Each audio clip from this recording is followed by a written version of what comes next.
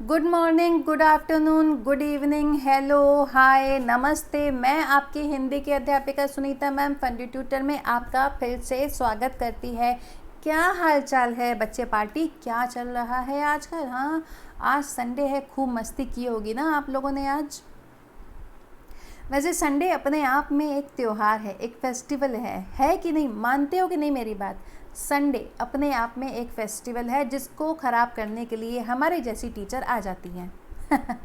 हाँ, मैं मानती हूँ, लेकिन क्योंकि पढ़ाई थोड़ी बहुत तो ज़रूरी है। अगर हम पढ़ाई से थोड़ी देर भी छूटे तो हम अपना नुकसान कर लेंगे, और आपको आपके नुकसान से बचाने के लिए ही सुनीता मैम आती है। ठीक है, तो आज का लेसन है फसलों का त्यौहार। अच्छा, आप लोगों को ये पता है हार्वेस्ट का मतलब? चलो मैं यहाँ पर लिखती हूँ, मैं कहना क्या चाह रही हूँ।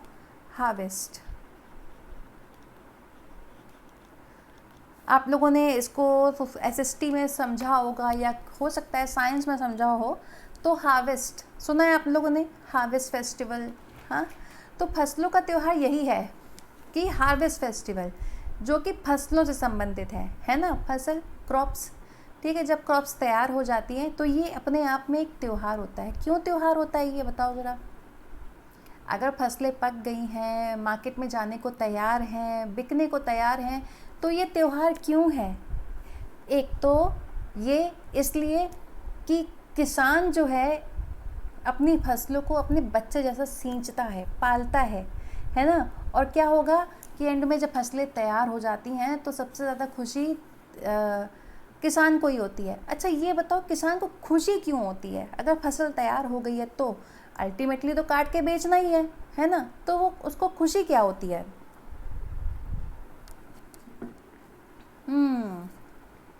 उसे खुशी ये होती है कि अब फसल बेची जाएंगी, जो भी हमारी क्रॉप है वो तैयार है, हार्वेस्ट होने को तैयार है, तो अब हम लोग जो है फसलें बेची जाएंगी और उससे घर में पैसा आएगा। घर में पैसा आएगा तो वो अपने आप में एक त्यौहार, क्योंकि बेचारे पूरे साल मेहनत करते हैं, गरीबी में जीते हैं, कई त्यौहार नहीं मनाते हैं, इतने कंगाली में रहते हैं, और बस वही एक समय होता है जब वो खुश रह सकते हैं, इसीलिए इसको त्यौहार कहा गया है। ठीक है, अब बिना समय गंवाए फटाक से हम लोग इस पाठ का सारांश समझते हैं। ठीक है, देखो, प्रस्तुत निबंध फसलों के त्यौहार में कृषि से संबंधित त्योहारों का वर्णन किया गया है, कि वो त्यौहार जो कृषि से संबंधित है। ठीक है, भारत अनेकता में एकता का देश है, ये तो हम सभी जानते हैं कि हर जगह पर अलग अलग तरह के लोग रहते हैं भारत में। ठीक है, तो इसीलिए कहा जाता है कि अनेकता में एकता, क्योंकि हर धर्म का व्यक्ति यहाँ रहता है। इस अनेकता में ही इसकी विशेषता है। तो भारत इसीलिए स्पेशल है। क्यों स्पेशल है? क्योंकि यहाँ पर अनेकता है, डाइवर्स, मतलब बहुत सारी यहाँ पे अलग अलग, क्या बोलते हैं उसको, डाइवर्सिटी, तो वो है यहाँ पर। उसके बावजूद भी हम लोग अखंड हैं, हमें कोई तोड़ नहीं सकता, है ना? हम लोग आज भी एक हैं, भले ही अलग अलग धर्म के लोग यहाँ रह रहे हैं, लेकिन फिर भी सब एक हैं। यही इसकी विशेषता, यही भारत देश की विशेषता है।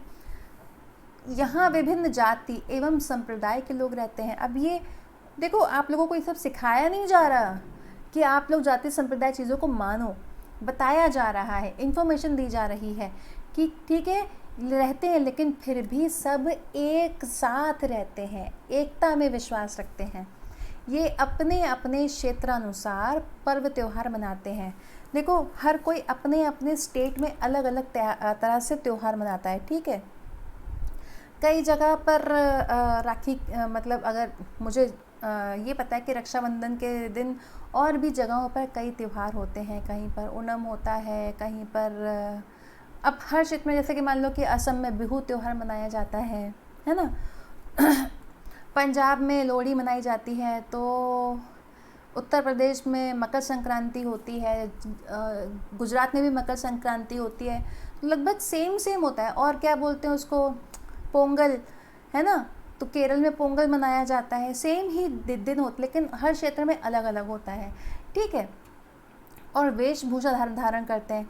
अब पंजाबी लोग पगड़ी बांधते हैं, है ना, कुर्ता पहनते हैं, और ईद पे सब लोग सफ़ेद रंग के कपड़े पहनते हैं, और बिहू में सफ़ेद साड़ी पहनते हैं लाल पट्टी वाली, है ना। तो वो तो सब हर त्यौहार में अलग अलग तरह से मनाया जाता है। हर त्यौहार अलग अलग स्टेट वाइज के हिसाब से मनाया जाता है। अलग अलग स्टेट के हिसाब से उन लोगों के अलग अलग कॉस्ट्यूम भी होते हैं, ठीक है। लेकिन राष्ट्रीयता की भावना सब में एक समान है।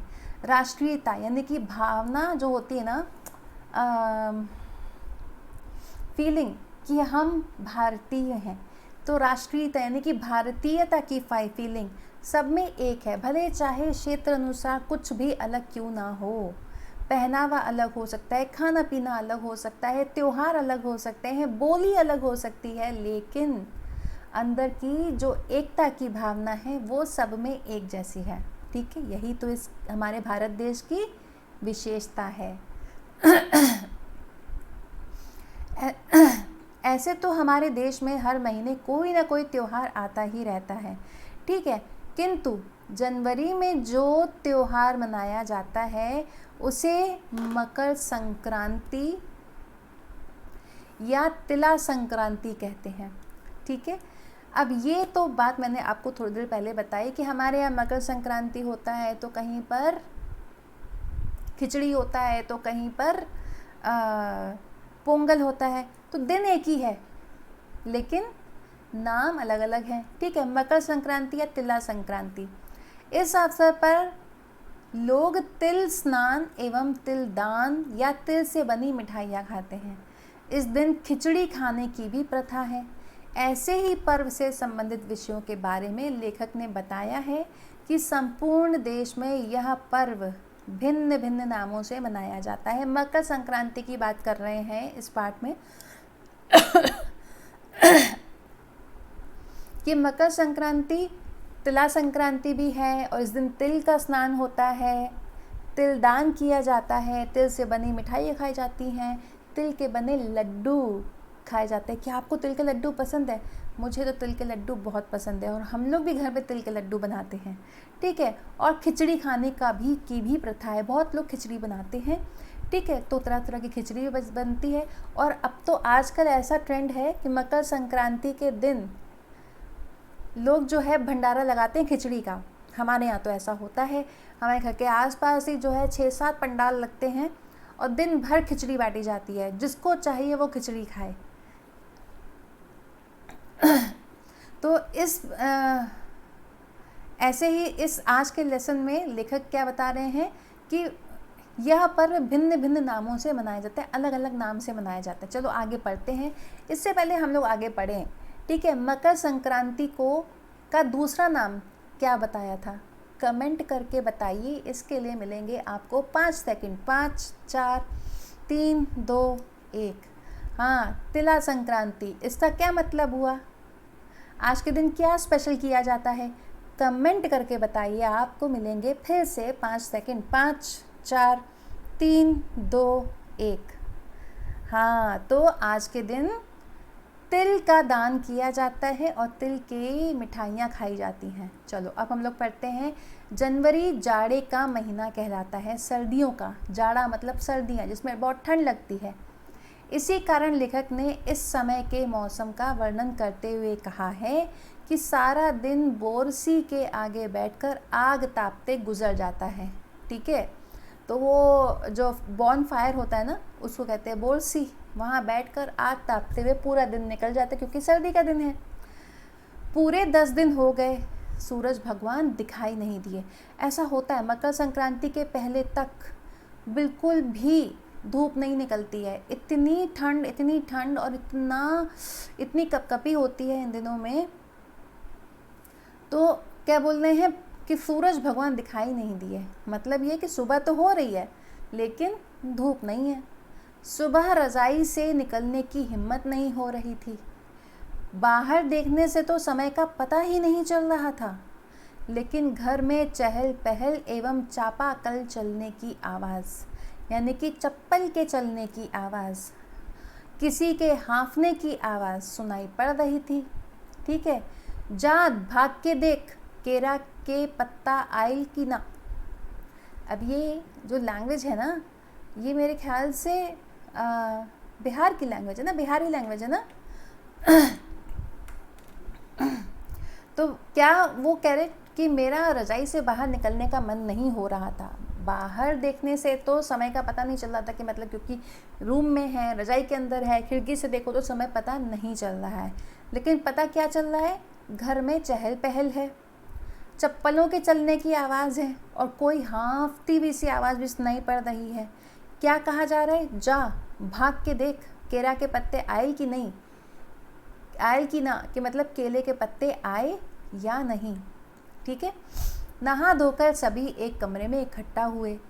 दादा और चाचा चकाचक सफ़ेद धोती एवं कुर्ता पहने हुए थे। खिचड़ी में ऐसन जाड़ हम पहले कब्बो न देखिन, देह कनकना देता है, देह कनकाना देता।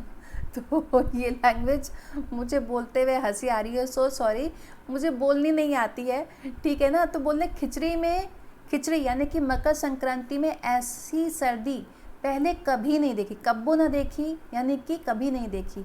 देह कनकना दे मतलब देह मतलब शरीर, शरीर बिल्कुल कांपने लगता है। पापा को कुछ ज़्यादा ठंड लग रही थी, पापा को ज़्यादा ठंड लग रही थी, वैसे मेरे पापा को भी ठंड ज़्यादा लगती है। दादी सफ़ेद साड़ी पहने मचिया पर बैठी हुई हैं। मचिया एक छोटा सी समझो वो होती है, चारपाई जैसी कोई चीज़ होती है, लेकिन वो छोटी होती है, ठीक है ना, चारपाई नहीं होती है, छोटी सी चीज़ होती है, स्टूल जैसा, ठीक है। दादी सफ़ेद साड़ी पहने मचिया पर बैठी हुई थी। दादी के सामने केले के पत्ते पर, ठीक है, तिल, गुड़, चावल आदि के छोटे छोटे ढेर रखे गए। परिवार के सारे लोग बारी बारी से पत्ते पर रखी चीज़ों को हाथ से छूने के बाद प्रणाम करते थे। इसके बाद इन सारी चीज़ों को इकट्ठा करके दान दे दिया गया। अब केले के पत्ता बिछाया, ठीक है, उसके ऊपर तिल, गुड़, चावल आदि का ढेर बनाया गया, छोटा छोटा ढेर, ठीक है। और परिवार के सारे लोग क्या कर रहे थे, बारी बारी से जो चीज़ें पत्ते पर रखी थी उसको छू करके प्रणाम कर रहे थे, ठीक है। फिर उसके बाद जब सब लोगों ने प्रणाम कर लिया, मतलब पूजा कर ली, तो उन्होंने क्या किया, सारी चीज़ों को इकट्ठा करके दान दे दिया, ठीक है। सिर्फ पत्ते की चीज़ें नहीं होती हैं, और भी चीज़ें जो है बोरे बोरे भी लोग दान करते हैं, उनकी श्रद्धा के ऊपर है, ठीक है ना। इस दिन लोग चूड़ा दही खाते हैं, चूड़ा दही, ठीक है। तो चूड़ा क्या होता है, चलो बताओ मुझे बच्चों, कमेंट करके चूड़ा क्या होता है। हाँ, आपको मिलते हैं 5 सेकेंड, 5, 4, 3, 2, 1। तो चूड़ा होता है पोहा, पोहा दही खाते हैं। मेरे हिसाब से चूड़ा तो यही होता है, लेकिन अपी दीदी को चूड़ा दही पसंद नहीं, फिर भी आज तो यही खाना था, ठीक है। घर में खिचड़ी बनने की बात सुनकर मुझे स्कूल के दिनों की याद आ गई।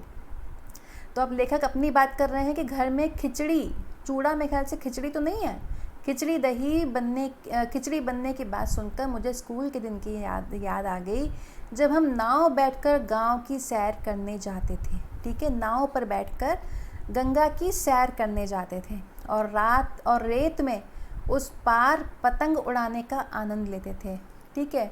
तो क्या करते थे, रेत में खड़े होकर के पतंग उड़ाते थे वो। जब गुरुजी एवं अन्य छात्र दोस्त वहाँ खिचड़ी बनाते थे, और ये वो समय था जब पतंग उड़ाते थे, और तब गुरुजी और दूसरे छात्र दोस्त, क्लासमेट्स या फ्रेंड्स, वो सब खिचड़ी बनाते थे। कोई मटर और प्याज छीलने का काम करता, तो कोई ईंट का चूल्हा बनाता और फिर खिचड़ी बनती थी। वैसी खिचड़ी फिर दोबारा खाने को नहीं मिली। ये तो मेरा भी अनुभव है, जहाँ पर हम लोग कैंपिंग के लिए गए थे, बहुत मज़ा आया था, और इतना मज़ा आया था ना, बता नहीं सकते। एक तो सर्दी का मौसम, फिर मटर भी छील रहे हैं, सब्जियां भी काट रहे हैं, ईंट की भट्टी भी मतलब ईंट का चूल्हा बनाया है ना, और फिर उस पर खिचड़ी बनाई थी। हमारी शायद बुआ थी, मुझे उनका नाम नहीं याद आ रहा, क्योंकि वो सगी बुआ नहीं थी, लेकिन उन लोग के साथ हम लोग पिकनिक करने के लिए गए थे, तो वहाँ पर हम लोगों ने ये सब कुछ किया था। तो वो जो स्वाद है, वो जो खिचड़ी बनी थी, उसका स्वाद दोबारा खाने को वैसी खिचड़ी नहीं मिली। यहाँ पर लेखक वही बात बता रहे हैं, ठीक है ना। तो बच्चों, मेरा प्रश्न है आपसे, ठीक है, लेखक, खिचड़ी का नाम सुन करके लेखक को किन दिनों की याद आ गई? कमेंट करके बताओ। 5 सेकंड है आपके पास। 5, 4, 3, 2, 1। स्कूल के दिनों की याद आ गई। और वो लोग कहाँ जाते थे? वो लोग कहाँ जाते थे खिचड़ी के दिन? हाँ, कमेंट करके बताओ। आपको फिर से मिलेंगे 5 सेकंड। 5, 4, 3, 2, 1। हाँ, वो लोग नाव पर बैठकर गंगा की सैर करने जाते थे। Very good. अब है जनवरी माह के मध्य में, यानी कि 15 के आसपास, ठीक है, 15 जनवरी के आसपास भारत के लगभग सभी प्रांतों में यह पर्व भिन्न भिन्न नामों से मनाया जाता है। तो भारत के सभी प्रांत यानी कि डिफरेंट स्टेट्स में अलग अलग नाम से ये त्यौहार मनाया जाता है। ये बहुत ही इम्पॉर्टेंट फेस्टिवल है हर स्टेट में। अब उत्तर प्रदेश, बिहार, मध्य प्रदेश में मकर संक्रांति या तिल संक्रांति कहते हैं। असम में बिहू बोलते हैं, केरल में ओणम बोलते हैं, तमिलनाडु में पोंगल बोलते हैं, लोहड़ी, पंजाब में लोहड़ी बोलते हैं, झारखंड में सरहुल, गुजरात में पतंग का पर्व नाम से प्रसिद्ध है। एक ही डेट होती है और उसी डेट के पे ये जो डिफरेंट नाम हैं। अब देखो, उत्तर प्रदेश, बिहार, मध्य प्रदेश में मकर संक्रांति है या तिल संक्रांति है, और असम में बिहू नाम से है, केरल में ओणम नाम से है, तमिलनाडु में पोंगल है, पंजाब में लोहड़ी, झारखंड में सरहुल और गुजरात में पतंग का पर्व। झारखंड में यह पर्व सरहुल के नाम से 4 दिन तक मनाया जाता है। वैसे पोंगल भी एक दिन का त्यौहार नहीं है, ये भी 3 दिन का त्यौहार है, 4-5 दिनों का त्यौहार है, ठीक है। अलग अलग जनजातियों के लोग इसे अलग अलग समय में मनाते हैं। जैसे संथाल लोग फरवरी मार्च में, तो ओराम इसे मार्च और अप्रैल में मनाते हैं। आदिवासी प्रकृति की पूजा करते हैं, ठीक है। समझ आ रहा है ना बच्चों? कोई चीज़ ना समझ में तो आप मुझसे कमेंट करके पूछिए। सरहुल के दिन विशेष रूप से साल के पेड़ की पूजा की जाती है। इस अवसर पर गांव घर की सफाई, घर की लिपाई पुताई की जाती है। स्त्री पुरुष नृत्य करते हैं, ठीक है। लिपाई पुताई के ये जो है सरहुल, वहाँ की फेस्टिवल की बात हो रही है। गीतों की ध्वनि से सारी घाटी गूंज उठती है। यह सिलसिला रात भर चलता है और अगले दिन लोग घर जाकर चंदा मांगते हैं। फिर सहभोज, जिसे हम लोग भंडारा कहते हैं ना, सहभोज का दौरा चलता है। तीसरे दिन पूजा के बाद सरई के फूल कानों पर लगाकर, कानों पे जैसे अगर मानो ये पे मैं पेन लगा दूँ ना इस तरह से, तो फूल लगाकर आशीर्वाद लेते और देते हैं। धान की पूजा की जाती है। इसी धान को अगले वर्ष बोया जाता है, ठीक है ना। कोई चीज़ ना समझ में आ रही हो, किसी में कोई डाउट हो, तो बच्चों मुझसे कमेंट करके पूछ लेना। अब देखो आगे क्या है। तमिलनाडु में यह पर्व पोंगल नाम से मनाया जाता है। इस दिन खरीफ की फसलें चावल, मसूर आदि काटकर घरों में आती हैं। लोग नए धान को कूटकर चावल निकालते हैं। देखो चावल कैसा निकलता है, धान को कूट कर ही निकालते हैं, ठीक है। चावल निकालते हैं और मिट्टी के नए मटके में, नया मिट्टी का मटका होता है, उसमें चावल, दूध, गुड़ आदि डालकर उसे धूप में पकाते हैं और साबुत हल्दी के मटके के मुंह के चारों ओर बांध देते हैं, ठीक है। साबुत हल्दी को मटके के मुंह के चारों ओर बांध देते हैं। आप लोगों ने हल्दी देखी है, कुछ अदरक जैसी दिखती है, ठीक है। तो उसको मटकी के मुंह के चारों ओर बांध देते हैं, क्योंकि हल्दी शुभ माना जाता है। जैसे ही धूप की गर्मी में दूध चावल मटके में उबलने लगता है, देखो बच्चों धूप में तो ऑब्वियसली नहीं होता है, लेकिन क्या करते हैं, नीचे बॉनफायर होता है, ऊंची पे जो है मटकी बांध दी जाती है धूप में ही, ठीक है, और फिर पकती है। ये हो ही नहीं सकता कि बिना आग के आँच के कोई भी धूप में कोई चीज़ पक जाए। जैसे ही धूप की गर्मी से दूध चावल मटके में उबलने लगता है, मटके से बाहर गिरने लगता है, तो जैसे ही उबाल के जैसे बाहर गिरने लगा तो लोग खुशी से पोंगल पोंगल बोल उठते हैं, ठीक है ना। ये तो बिल्कुल वही बात हुई जैसे सब लोग जैसे कि वो कौन सी शादी थी, कौन सी मूवी थी, कभी खुशी कभी गम, जिसमें कबूल है कबूल है कबूल है सब काजल बोलते हुए जा रही थी, है ना। तो वैसे ही सब लोग पोंगल पोंगल बोल उठते हैं। मतलब कहने का मतलब ये है कि पोंगल पोंगल बोल बोलकर एक दूसरे को विश करते हैं, हैप्पी न्यू ईयर। जैसे हम लोग बोलते हैं ना कि happy Diwali happy Diwali happy Diwali, तो ये लोग पोंगल पोंगल बोलते हैं, ठीक है। नैसर्गिक ताप से पकी इस मीठी खीर को लोग शुभ फल देने वाला मानते हैं, ठीक है। तो इसकी जो प्रकृति की ताप में जो पकी हुई जो खीर है, ये जो कि चावल दूध गुड़ डाल के बनाई जाती है, ये बहुत ही शुभ फल देने वाली है, ठीक है ना, ऐसा लोग मानते हैं। तो बच्चों ये मुझे बताओ, पोंगल किस प्रांत का त्यौहार है? अभी भी मैंने बताया था, बताओ बच्चों कमेंट करके। 5 सेकंड देती हूँ आपको, 5 4 3 2 1। वो है तमिलनाडु का। इसी प्रकार गुजरात में मकर संक्रांति का पतंगबाजी का उत्सव मनाया जाता है, जो कि वर्ल्ड फेमस है। हाँ, इस दिन प्रत्येक गुजराती विभिन्न रंग और आकार के पतंग उड़ाते हैं। ये देखने लायक, इतनी बड़ी लंबी लंबी पतंग उड़ाते हैं लोग आज के दिन गुजरात में। सारा आकाश रंग बिरंगी पतंगों से ढक जाता है। लगता है उस उत्सव के द्वारा ये बदलती प्रकृति का स्वागत कर रहे हैं।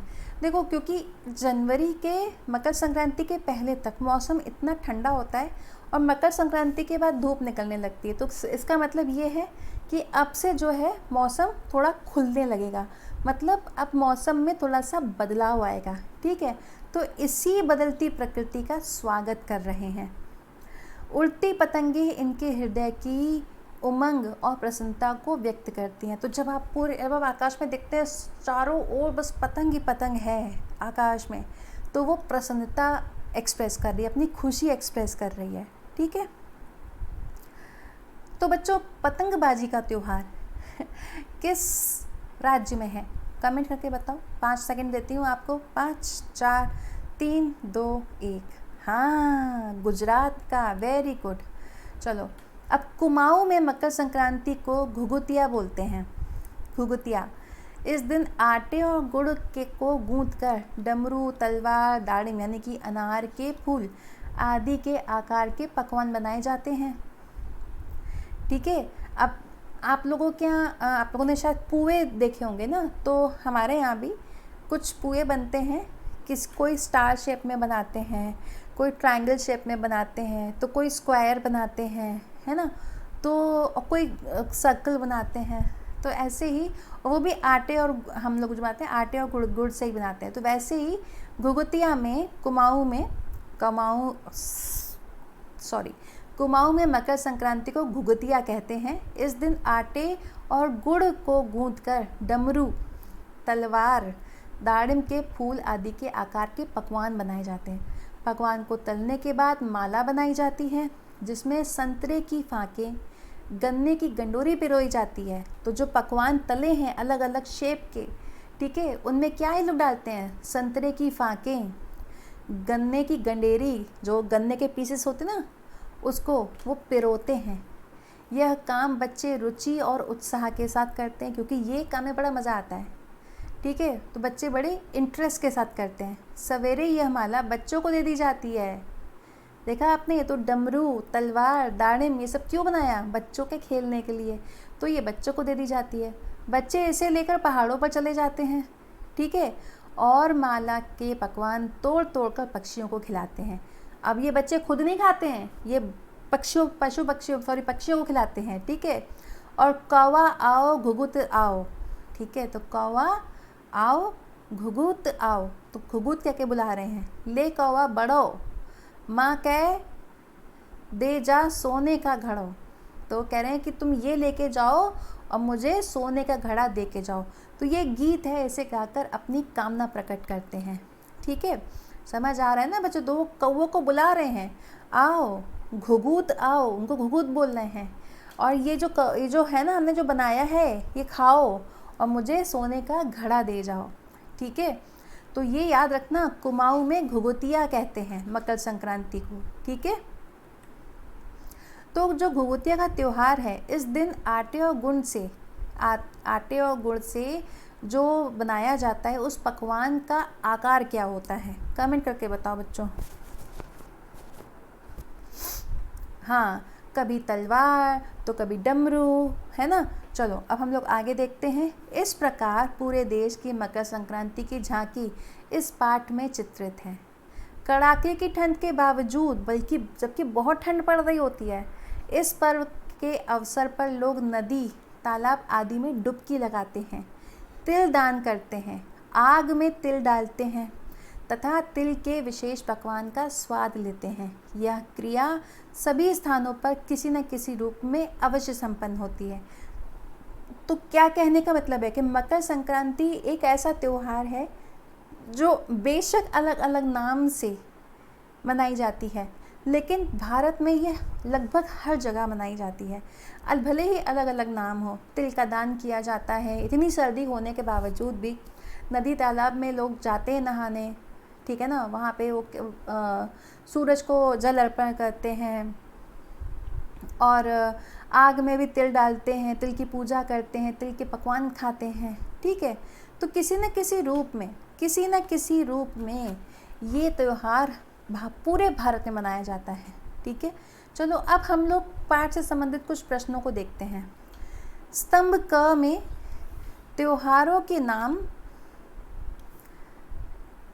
नाम दिए हैं और स्तंभ ख में दिए गए राज्यों के नाम से हमें मिलान करना है, ठीक है। अब देखो प्रश्न है, बिहू, पोंगल, ओणम, मकर संक्रांति, लोहड़ी, पंजाब, झारखंड, असम, केरल, गुजरात। चलो अच्छा बिहू पहले लेते हैं, ठीक है। बिहू कौन से प्रांत का त्यौहार है? बताओ बच्चों, जल्दी बताओ, मैं अभी कभी यहाँ पर मैचिंग करती हूँ। बताओ बच्चों। Assam, very good. और पोंगल कहाँ का त्यौहार है? कमेंट करके बताओ बच्चों जल्दी से, 5 सेकंड में। 5, 4, 3, 2, 1। केरल। 1 मिनट। पोंगल तमिलनाडु का त्यौहार था ना, तो यहाँ पे केरल कैसे आया? चलो अच्छा, ओणम कहाँ का त्यौहार है? ओणम है केरल का त्यौहार। मकर संक्रांति झारखंड का त्यौहार है। लोहड़ी पंजाब का त्यौहार है। तो कुछ गलत हमसे हुआ है, मैं यहाँ पे ठीक कर दूंगी। अब है यहाँ पर बिहू असम, ये सही उत्तर है। पोंगल तमिलनाडु, ओणम केरल, मकर संक्रांति बिहार, लोहड़ी पंजाब, ठीक है, ये सही उत्तर है, ठीक है बच्चों। इसको याद रखना, एग्जाम में ज़रूर आएगा, ठीक है। चलो अब देखते हैं कुछ और प्रश्न। हिंदी महीनों के नाम लिखिए। हिंदी महीने यानी कि हिंदी कैलेंडर, जो हम लोग इंग्लिश कैलेंडर यूज़ करते हैं, जनवरी, फरवरी, मार्च, अप्रैल, आपको हिंदी महीनों के नाम बताने हैं, ठीक है। और उस महीने में मनाए जाने वाले पर्व का उल्लेख करना है, कौन कौन से त्यौहार आते हैं। मैं जानती हूँ आप लोगों को कन्फ्यूजन होगा, इसीलिए मैंने आपके लिए पहले से ही इसका उत्तर लिख रखा है, ठीक है। देखो क्या है, सबसे पहले चैत्र, ठीक है, मार्च में आता है। रामनवमी, ठीक है, जब मार्च वाले जो महीने में आते हैं ना, क्या बोलते हैं उसको, नवरात्रि, तो उसके बाद जो नवमी पड़ती रामनवमी। फिर वैशाख, अप्रैल मई का महीना है ना, तो उसमें वैशाखी आती है, सतुवानी। फिर ज्येष्ठ, ये भी गर्मियों का मौसम है, वट सावित्री पर्व। आषाढ़, जहाँ पर थोड़ी सी बारिशें शुरू हो जाती हैं, गुरु पूर्णिमा। अब श्रावण यानी कि सावन में नाग पंचमी और रक्षाबंधन, बहुत ही फेमस है, बहुत ही फेमस है। फिर भाद्रपद, तीज, गणेश चतुर्थी, ठीक है ना। आपके पास इतने ही होते तो और भी हैं। देखो अश्विन में दुर्गा पूजा, जब अक्टूबर का मंथ लगता है। फिर कार्तिक मंथ, जहाँ पर दिवाली वाला महीना आता है, कार्तिक, छठ पूजा। फिर मार्गशीर्ष या अगहन, ये सर्दियों का होता है, विवाह पंचमी, ठीक है। अब मुझे तो ज़्यादा पता नहीं है त्योहारों के बारे में, क्योंकि मैं त्यौहार मनाती नहीं हूँ, ठीक है। पूस, बहुत सर्दियाँ पड़ती है पूस के महीने में। मकर संक्रांति, जनवरी का महीना। माघ, सरस्वती पूजा। फिर आया फागुन, होली, है ना बच्चों। अब ये सारी चीज़ें हमको पता होनी चाहिए, लेकिन हमें नहीं पता है, ठीक है ना। हमें अपने हिंदी कैलेंडर के जो मंथ नेम है, महीनों के नाम हैं, वो याद होने चाहिए। क्यों याद होने चाहिए? क्योंकि त्यौहार तो हमको इन्हीं हिसाब से मनाने हैं। हम ऐसा तो नहीं कर सकते नहीं हर साल हम 30 अक्टूबर को दीपावली मनाएंगे, नहीं।